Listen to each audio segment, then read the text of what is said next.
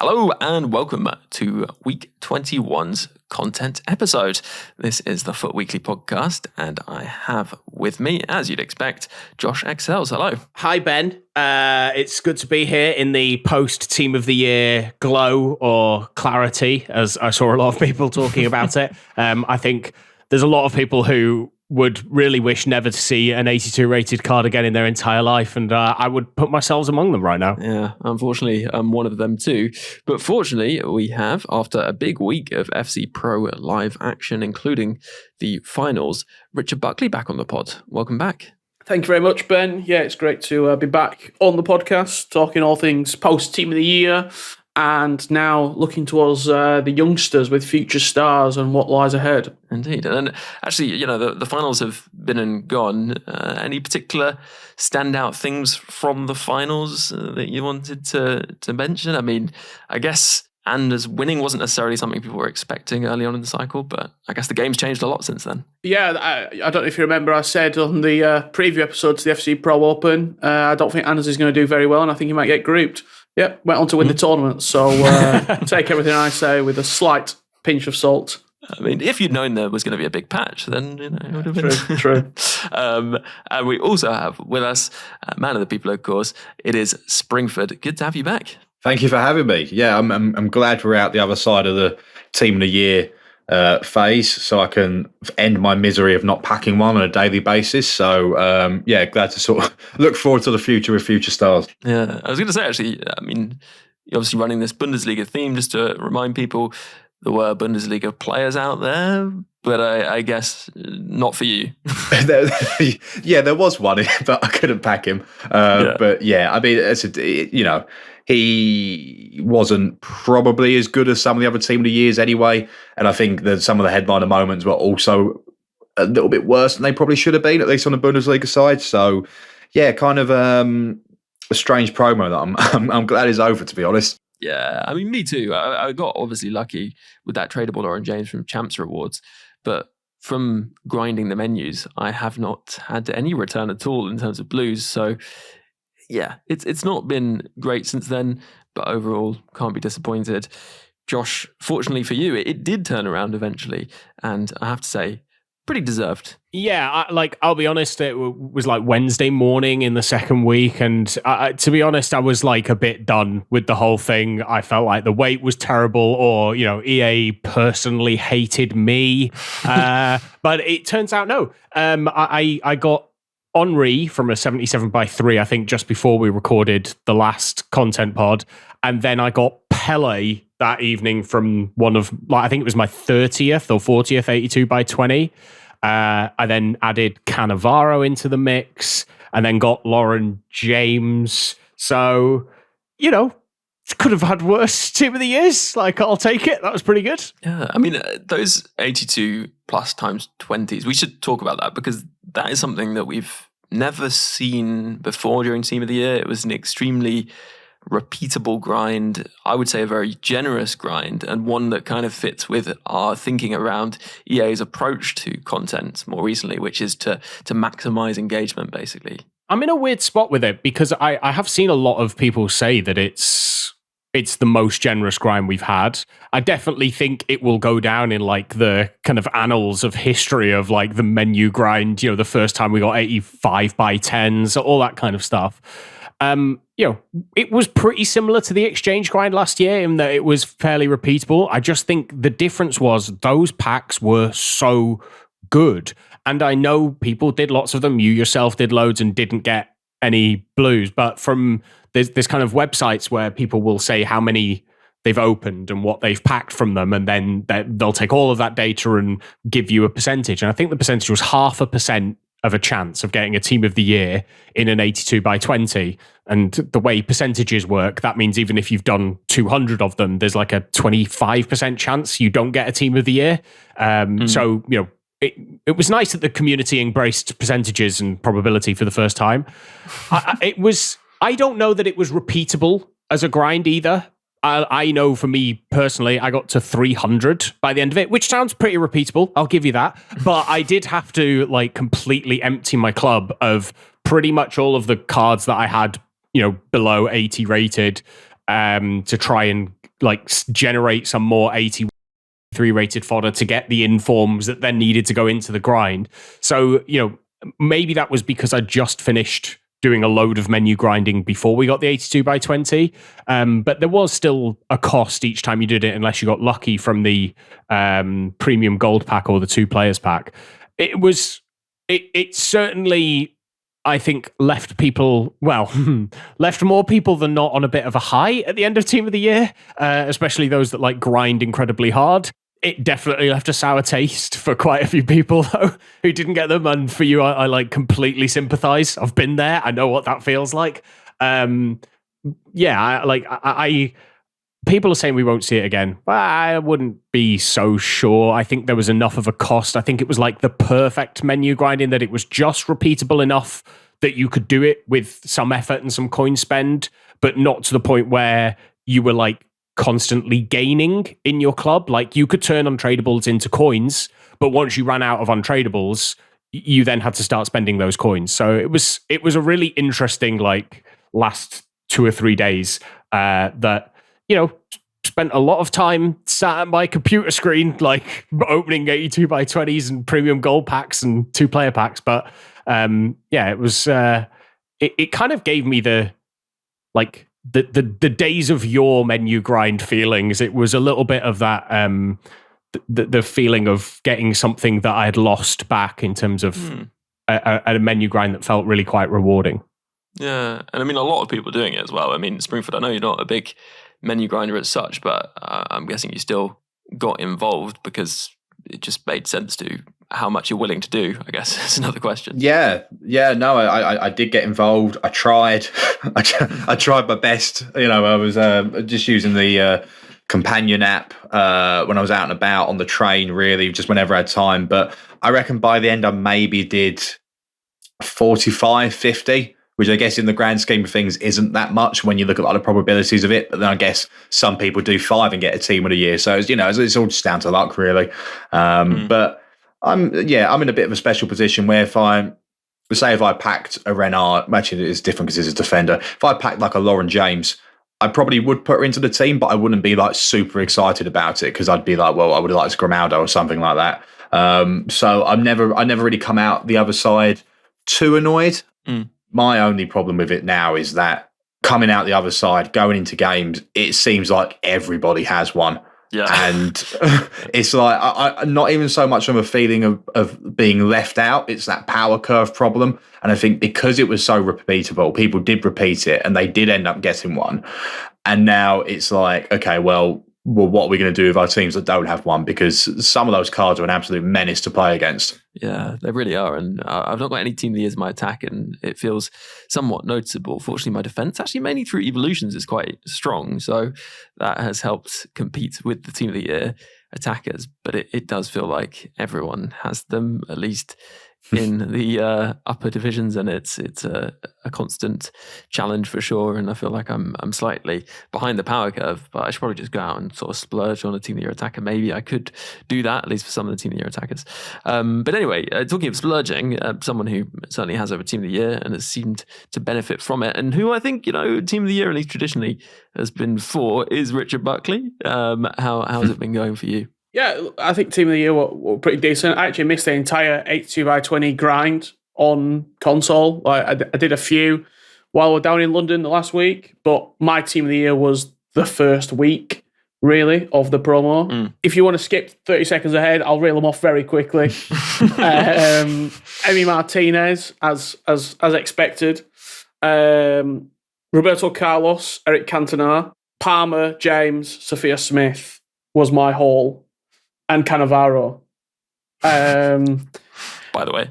Yeah, he's not actually play.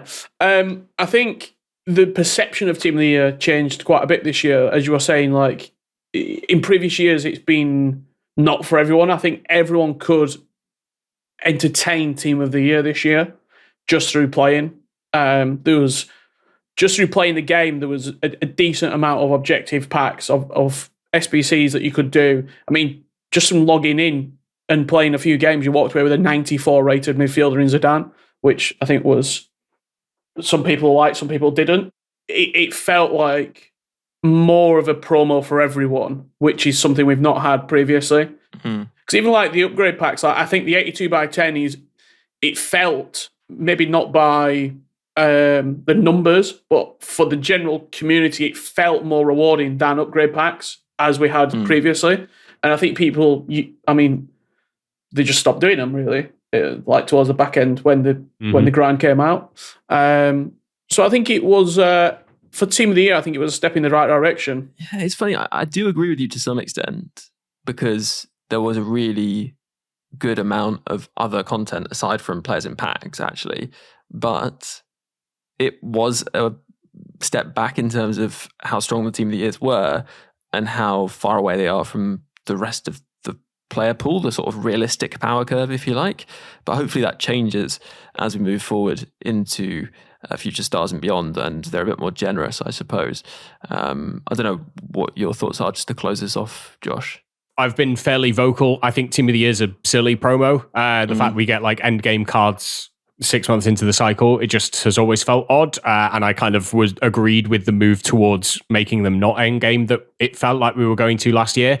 You know, the fact we got 3 playstyle pluses this year, it feels like we're maybe back towards them being more end game. And maybe that's to do with the fact that the numbers weren't very good at EA. And so you end up in a weird spot with it where do you make them very difficult to get so that there are the haves and have-nots, and the have-nots are a lot more plentiful than the haves? Do you make it more open, which I feel like they did this year, where if you didn't get something, you really do feel like you were left out and can be a real negative for your experience? Or do you try and get a mix between the two? And I think it's just a really difficult line to tread. And unless you can guarantee everybody one Team of the Year in some capacity, there's always going to be the haves and have-nots. And that's usually going to be determined by people's ability to spend money on the game or to grind the menus and spend a lot of time grinding the menus. And so I think it's always been an odd promo. I do think they gave us an awful lot outside of just the team, as they did last year. But I think what happened last year was that everyone's team was exactly the same. You know, everyone was using the sour George Best, Bruno Fernandes SBCs we got last year. We're kind of going to see a similar thing in that everyone's using Zidane. Everyone will have the Team of the Year centre-back Evo or the Team of the Year right-wing Evo.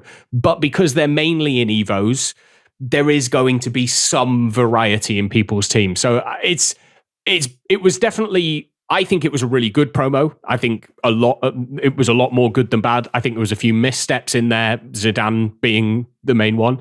But I do think it hit a lot of the things Team of the Year should hit. And, you know, I am sorry for those that didn't get one. I hope that you get one in the, you know, Rivals rewards that we get in the future. Yeah, it's a good point. And actually, talking about reward changes, they've added Future Stars and Future Stars icons into the Champs rewards. So they are keeping to their promise of keeping those updated, which is quite nice.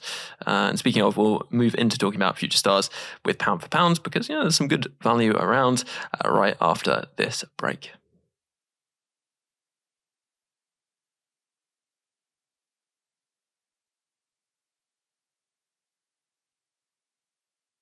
Hello, welcome back after the break. Right, before we dive into this week's Pound for Pound, let's get Springford to pick last week's Pound for Pound winner.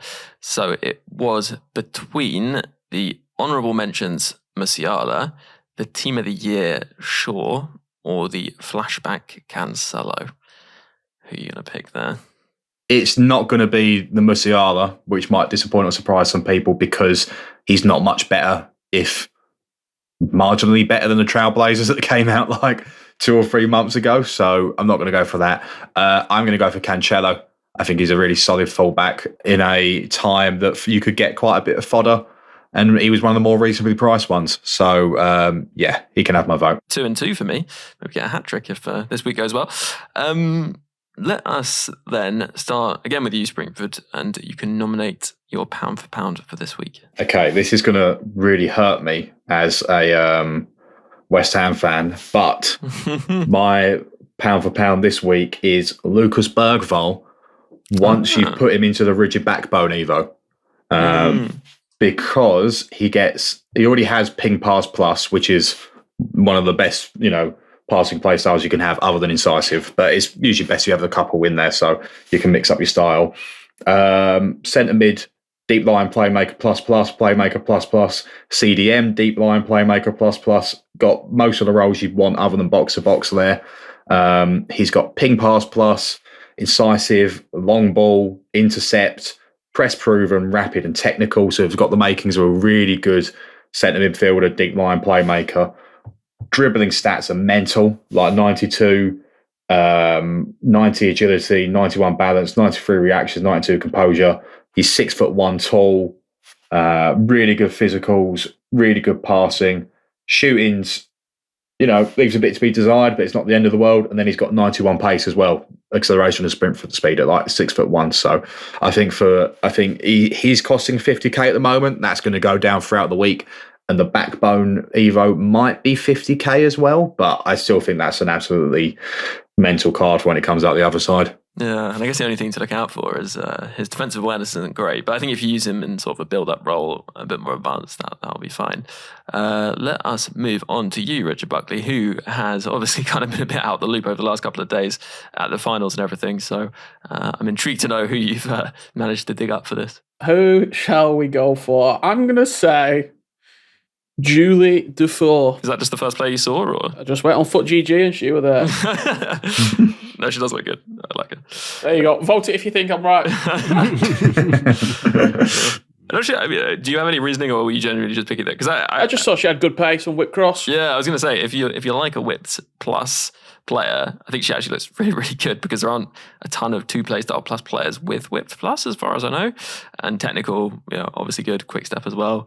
Wouldn't be my nomination because, of course, she doesn't have 5-star skills, but she does look good.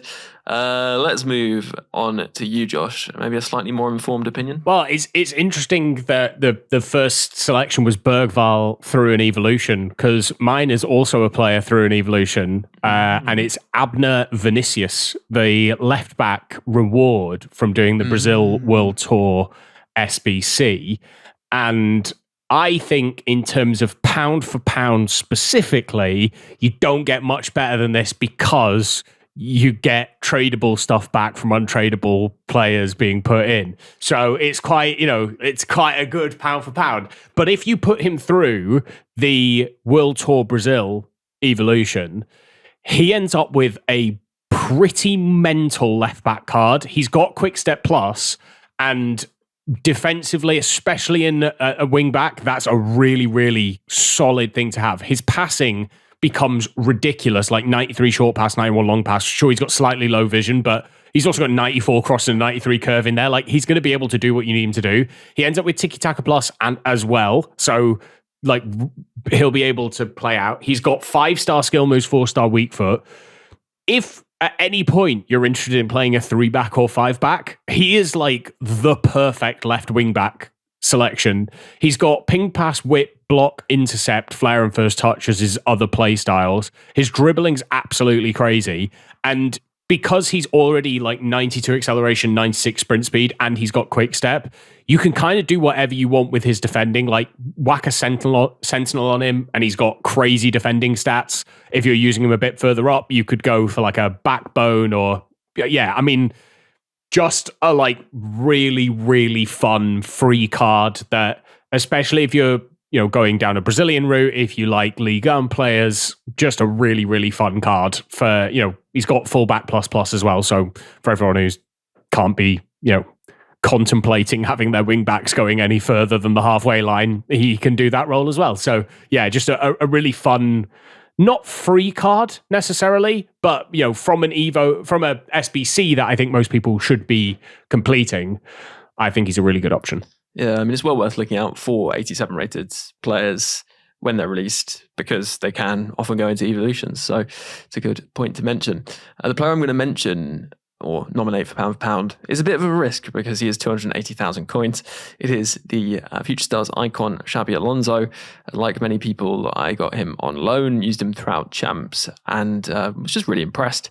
I think he's a solid player with the bruiser and intercept. He can defend effectively. Really high defensive stats as well. I mean, with his shadow, he gets 90 interceptions. But of course, he can also pass incredibly well. I think it's high 90s in the passing stats, and then the incisive pass plus and long ball pass plus just give him the complete range of passing, basically, especially with short ground passing being a lot more effective now without the play styles. He can move as well, actually. I mean, he's got technical first touch. It just seems a player that is going to last in your team for a while, help with chemistry. He's got deep lying playmaker plus, which is a really good role I've found just on defend focus. So yeah, he's been really good for me. And I got rewarded with him in my champs pick at the end as well, or one of the 2 champs picks. It's nice that they've added icons back in there. And yeah, I wasn't really expecting, especially after my first pick, to get him, considering the first one was just pure discard. So yeah, certainly pound for pound for me, but I'm sure it could be a pound for pound for other people if you're willing to spend the coins. Talking about spending coins or spending fodder on icons, I did want to mention some of the SBC content we've had, particularly, first of all, the 𝘵𝘃𝗁𝘀, who, I don't know, Josh, that is... just doesn't seem great value, right? He's not got passing play styles, he's not very physical, he's not got pace play styles. I don't know how much there is to like there, really. No, I saw someone describe it as a nothing burger of an SBC, and it is kind of what it feels like. I don't think it's that ridiculous in terms of pricing, in that it's a 2 playstyle plus icon. Like, if you compare it to the cheapest icons from Team of the Year, it kind of stacks up. Like what would his price be if he was released as a Team of the Year icon? I think there's just obvious bits on the card that are missing. 79 stamina. Like, I can't use this card for an entire game. Like, I could get around everything else. I actually think his base passing stats are pretty good, even though he doesn't have passing play styles. He's got amazing shooting. He's got finesse shot plus. First touch plus is a really decent option to have. He's got the 5-star weak foot. Technical press proven. He's going to feel really decent on the ball. I don't know. Yeah, it's just a bit of a nothing SBC. I don't know. I've still got a duplicate storage with, I think I counted 60 players 89 plus or higher, including 7 𝘬𝘗𝗲𝗓. So I've still got them, and nothing's really tempting me. George Best should tempt me, but I have so many players of that kind of look and ability in the attack that it would just be for personal reasons that I'd get him. And I will say I'd have used his loan. Brilliant. He is brilliant. Probably one of my favorite players to dribble with on the game. I'm not sure anyone moves quite the way that he does. Similar to his Team of the Year SBC last year, actually. But it's 1.6 million coins, and I'm I don't know if I want to spend my fodder there. I'm almost close to just going all in on the 88 plus icon picks and just seeing what I get out of those. It's a really weird spot post Team of the Year. Do you know what it sounds like to me, Josh? Player of the month, 𝘵𝘃𝗁𝘀. No, I can't do it. Trickster plus for 4 million coins. You're having a giggle. I can't do it. Yeah, I was going to say, I'm glad you moved us on to the better SBCs. And yeah, one of those I was going to say was George Best. And the other one is, of course, 𝘵𝘃𝗁𝘀, who is, crazily expensive, but maybe does have a lot of longevity. Although, I mean, interesting to know from you, Springford, obviously you're unbiased because you're not going to do either of these. But in terms of Best and 𝘵𝘃𝗁𝘀, I feel like Best is actually pretty decent value compared to what we've had before. I mean, considering how expensive Bale was, and obviously Ronaldinho is very expensive. He seems at 1.6 million, which I know is a lot, not too bad. And 𝘵𝘃𝗁𝘀, I don't know, he just seems beyond what is kind of acceptable for an SBC. Yeah, I just think that's a mental price. I understand why they have to do it, because theoretically you could just grind cards until you can have him. But I don't know, Trickster Plus as well. Trickster Plus is very, very limited for a certain number of players like me. And 4.3 million is insane. If you want to do a premium SBC, Best looks brilliant. He's 1.6.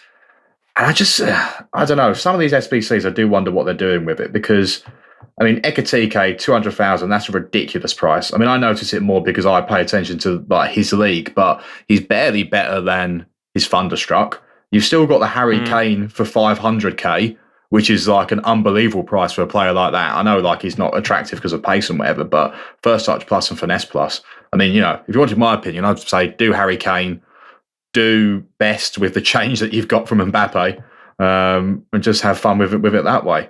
And actually, I was going to move on to you, Richard. In terms of the SBCs we've had, including Team of the Year, have you done what are your thoughts and, any recommendations for people? So I did complete Harry Kane. I think he's very, very good. I think the playstyle combination, finesse and first touch is pretty solid together. I think De Bruyne is pretty outstanding. Did you Casillas? I didn't do Casillas. I've been really, really wanting to persist with this Emi Martinez, but he's just really bad. What about Bale? I didn't do Bale for the simple fact that I packed Lauren James and Smith, and I completed Kane, and I've got a Cantona on the bench, just not even playing games. So I sort of like... There's Matthias and Kimmich as well. Yeah. They both came out midfielders, still available. Yeah. I was going to ask you, actually, Springford, have you done Matthias or Kimmich? Disappointingly, no. I was sort of... I did KDB first, because I haven't used one of his cards in years, and then he's got the old Wolfsburg informs and team of the season he had back when he was there, so I thought that'd be a fun one to do. Kimmich, I was really close to doing, but with the way the future stars have worked, I can kind of create a better card than that Kimmich now with Vermeeren. So I'm going to stay away from that one. And then Matthias, again, looks unbelievable, but I just think they've priced that too high. Like one play style plus, which is power shot. He doesn't even have that many normal base play styles. I just think, and I don't really think he's got that many CDM plus roles, if any. So I just think for the price, it's probably not really worth it at this point of the game. I don't doubt that he's not going to be brilliant, but I just know as soon as a 2 play style centre mid with a passing play style plus comes out, he's going to be out the team. It's funny because I was thinking of doing Vieira with all the fodder I have, and then suddenly Xabi Alonso pops up for me, and now I'm not going to do him, and it hasn't really helped my procrastination around doing a big SBC, even though I have all this fodder, because it's so easy for that player to just become somewhat useless or I guess hardly worth it compared to someone else you end up getting. If you do get lucky, obviously that is fortunate I got him, but it can happen. So I guess it's important to go with someone who you really like, I guess, but also has a bit of versatility. Let's then move on from SBCs and talk about future stars evolutions, because Josh, this has been a really interesting approach to evolutions. We've seen them do quite a few different things. I think we're quite critical of the approach they took with the centre backs. It was a bit confusing, and also actually not only was it confusing, I think a lot of people got caught out by the expiry times on those. And if you are one of those people, I feel for you, because it is frustrating when that happens, and it really wasn't that obvious that the first Evo was going to expire so soon, I think, when you could still obtain some of the other evolutions through objectives. But this is the future stars approach, maybe a bit better actually than that in terms of sort of not clarity, but in terms of not being able to be caught out so much. But there's a lot going on here in terms of the way they've done it.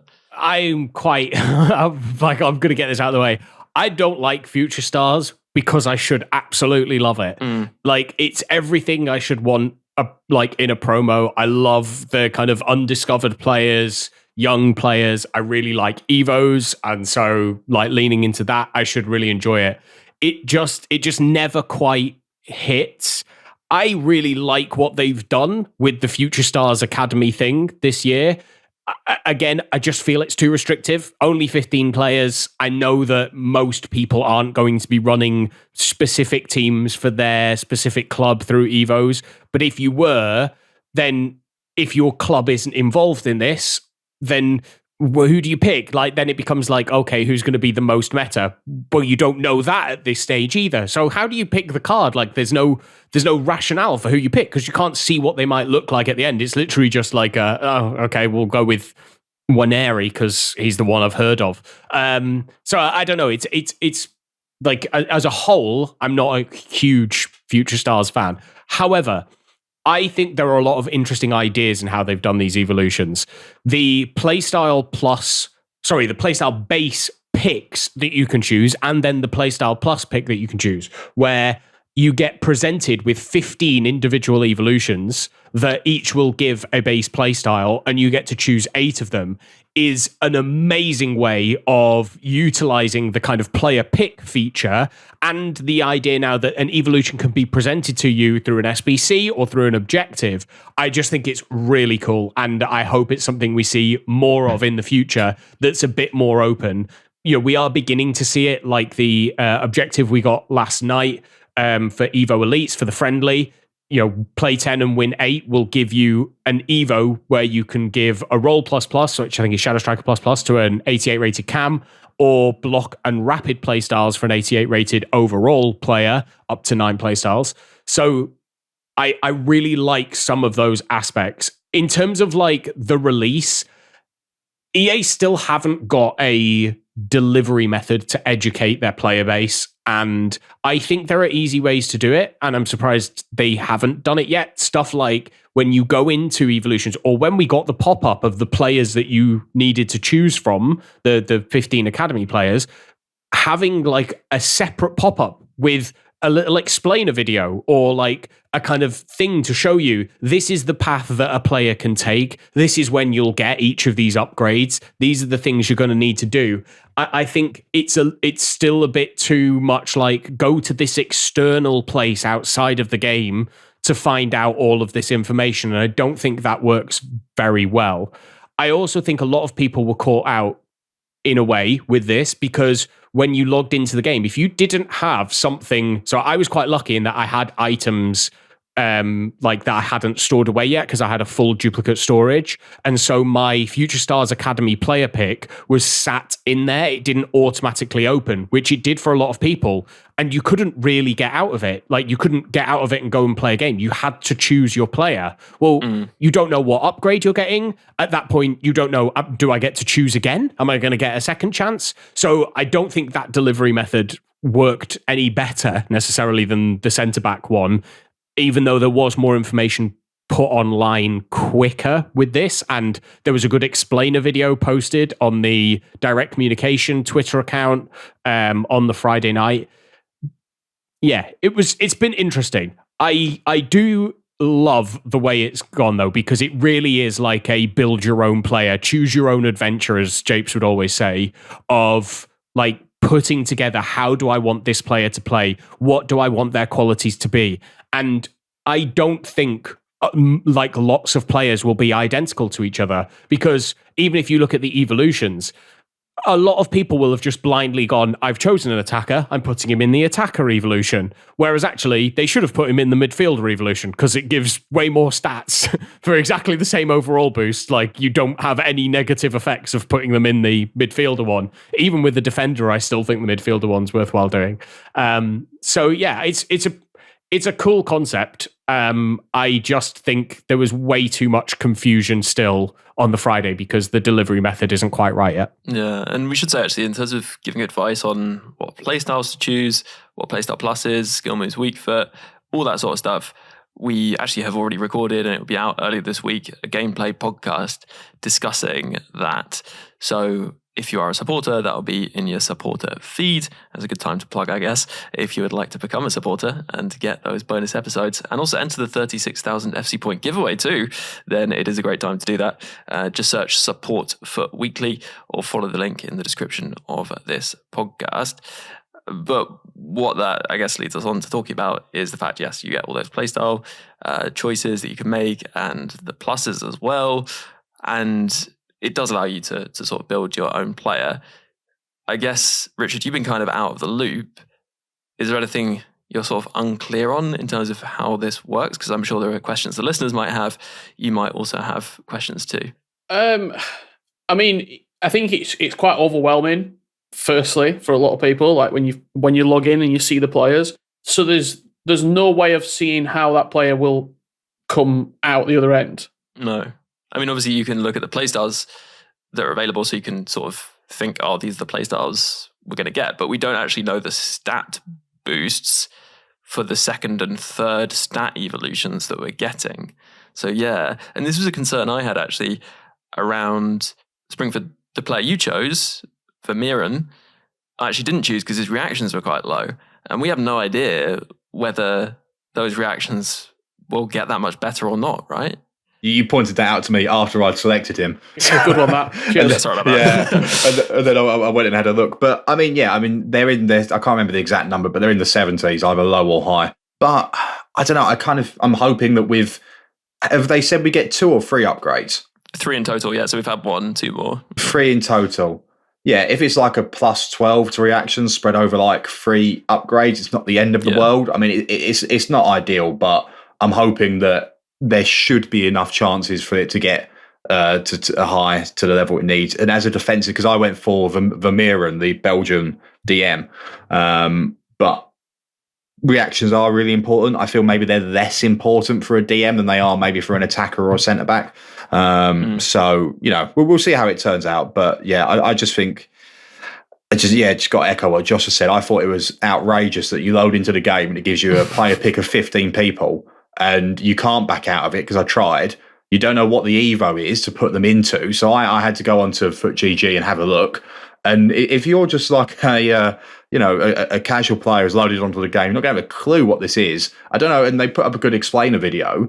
Why can't they put a video into the game mode as you load up? So, you could skip it if you want to, but otherwise it explains how things are going to look. It'd just be so much clearer that way. And I feel like if you're not someone who, breathes the game as much as we do, knows. I mean, it was even confusing for some of us trying to work out how it was. So I don't know how they expect just a casual player to load up and be able to understand it. I think there's even like deeper parts to it, which is that you didn't know and we didn't know that you wouldn't get any extra rolls. Yes, I think that was a huge issue actually with it. Like the rolls that they get at the start, like those 80 rated cards, are the rolls they will have. When you finish, they will not gain any rolls. And that does make quite a big difference for something that people may not even have thought to click into the card to see the rolls. And, there's other aspects to it as well, which is that these cards are now sat at 84 rated for most people. And I know most people won't go, I'll put them through another Evo to then get them back into the system. But why wouldn't you think that? Especially with the evolutions I mentioned earlier from objectives. Say, for example, you chose 𝗵𝗀𝗀𝘀𝘀, right? And your plan is to play him at cam. You now have an evolution from the Evo Elites objective that can give a cam Shadow Striker ++. Well, that's a better roll than half winger ++, which is the ++ he's got right now. But if you give him that, it will change his card design and he can't go back into the Evos for the Future Stars Academy cards.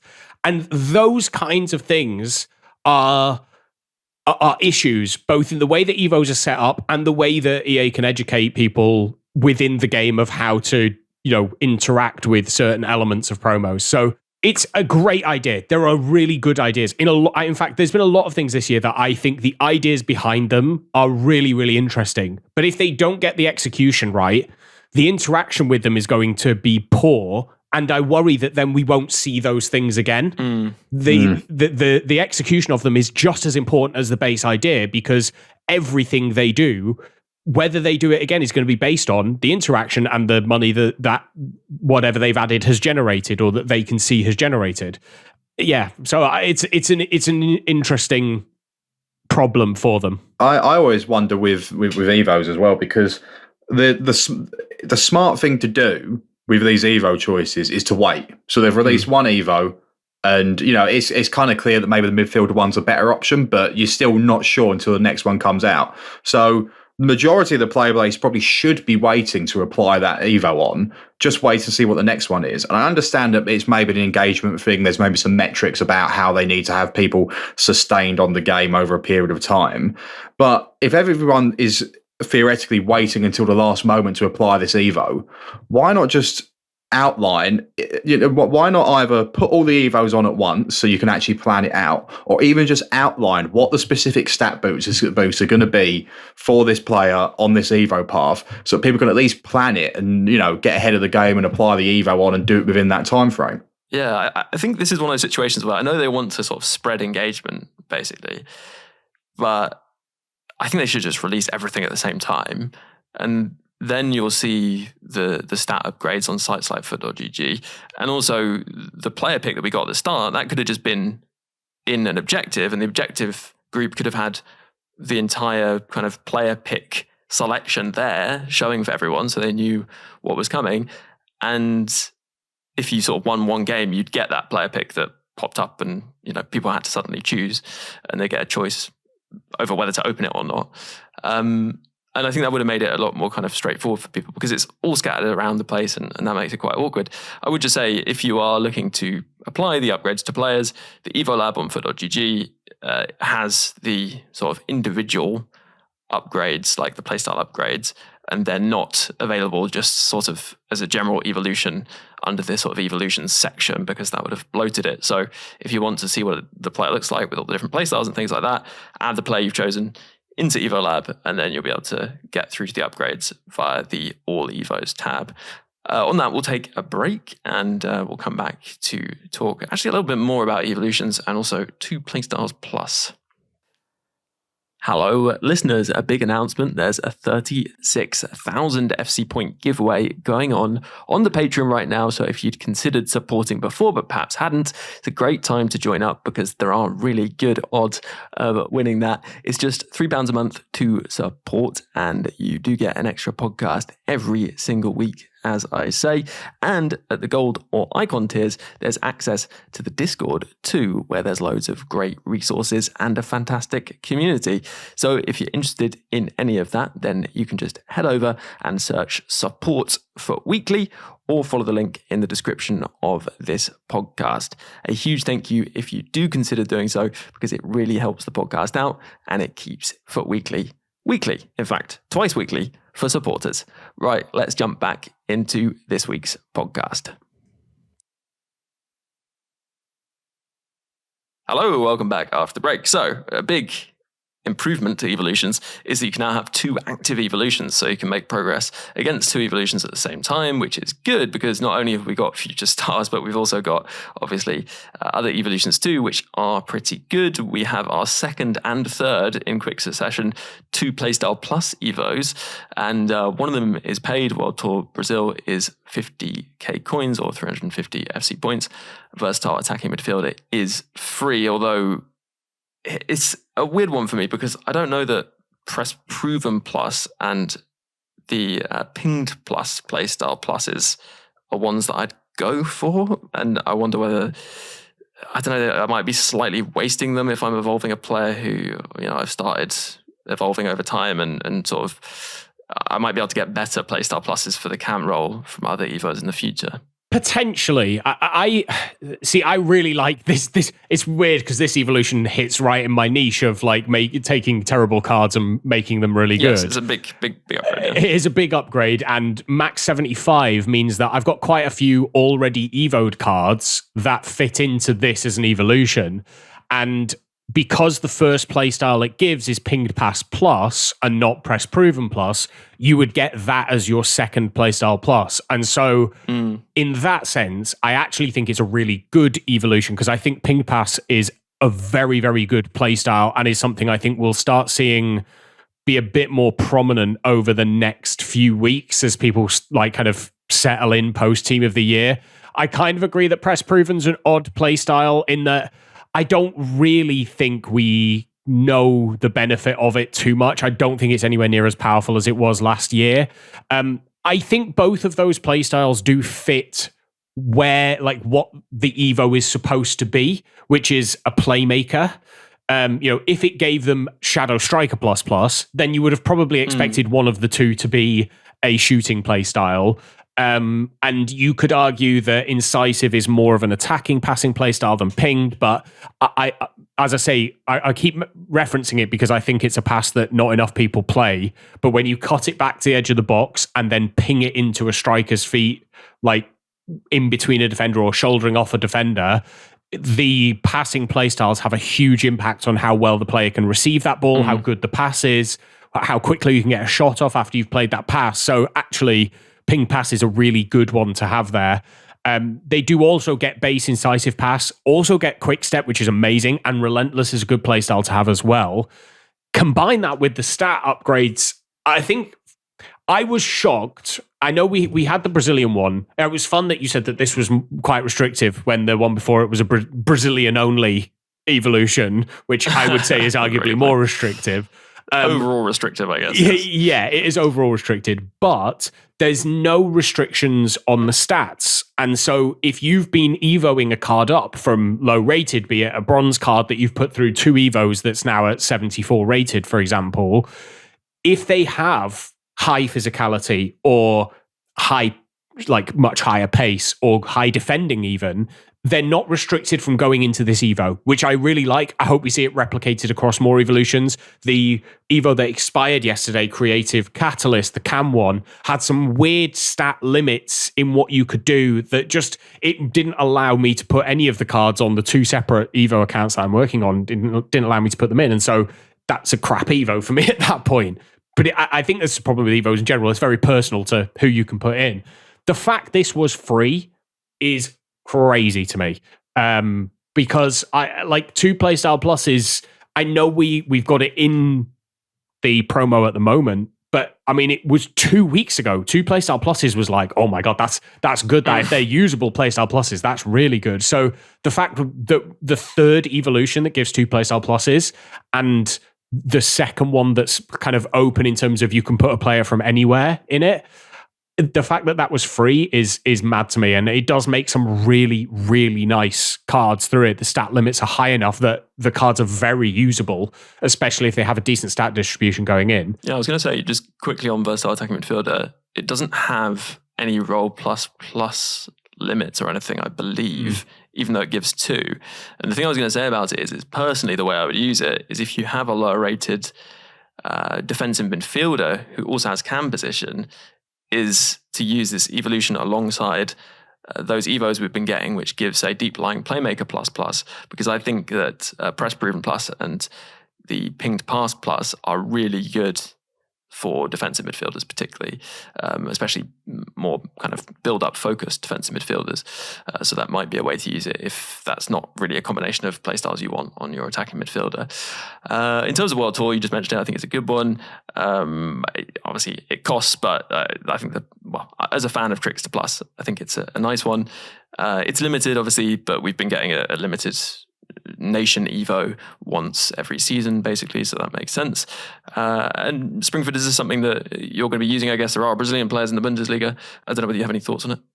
Yeah, I mean, it's a cool Evo. I like the idea. I like that they're doing different things with the nations. I think I've said previously, not a massive fan of Trickster, so I would be looking to get someone in there with a playstyle plus to then get the tiki-taka on that instead.